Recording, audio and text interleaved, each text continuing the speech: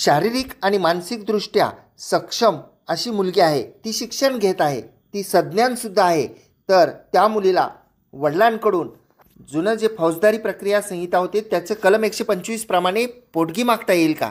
या अनुषंगानं माननीय सर्वोच्च न्यायालयाचा एक महत्त्वपूर्ण असा न्यायनिर्णय आहे। आपल्याला माहीत आहे की जे अज्ञान मुलं असतात त्यांना किंवा पत्नी असेल तिला जर का पतीने किंवा वडिलांनी कोणत्याही कायदेशीर व संयुक्तिक कारणाशिवाय सोडून दिलेलं असेल तर जुन्या फौजदारी प्रक्रिया संहिता कलम 125 प्रमाणे फौजदारी स्वरूपामध्ये पोटगीची मागणी करणारा अर्ज ते दाखल करू शकत होते। त्या अर्जाच्या कामी जे वडील असतील किंवा जे पती असतील त्यांना नोटीस काढली जात असे, त्यांचं म्हणणं घेतलं जात असे, जाबजबाब होत असत आणि त्यानंतर माननीय कोर्ट हे त्यांना पोटगी देण्याबाबत आदेश करीत असत।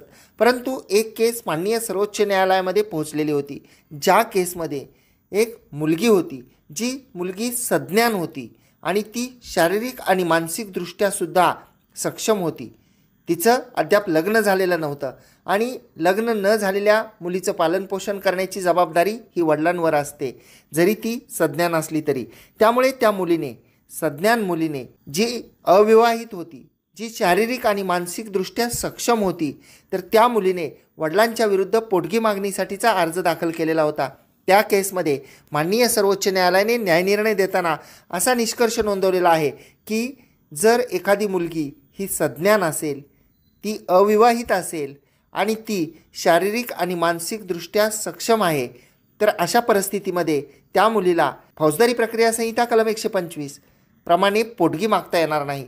आणि जर त्या मुलीला वडिलांकडून पोटगीच मागावायची असल्यास Hindu adoption and maintenance act 1956च्या कलम 20(3) प्रमाणे पोटगी मागता येईल। आणि या केसमध्ये जे फॅमिली कोर्ट होतं, प्रथम कोर्ट, त्यांनी वडिलांना जे आहे ते आदेश केलेले होते की सज्ञान शारीरिक आणि मानसिकदृष्ट्या सक्षम असलेल्या मुलीला कलम 125 प्रमाणे आदेश केलेला होता आणि पोटगी द्यावी असा तो आदेश होता।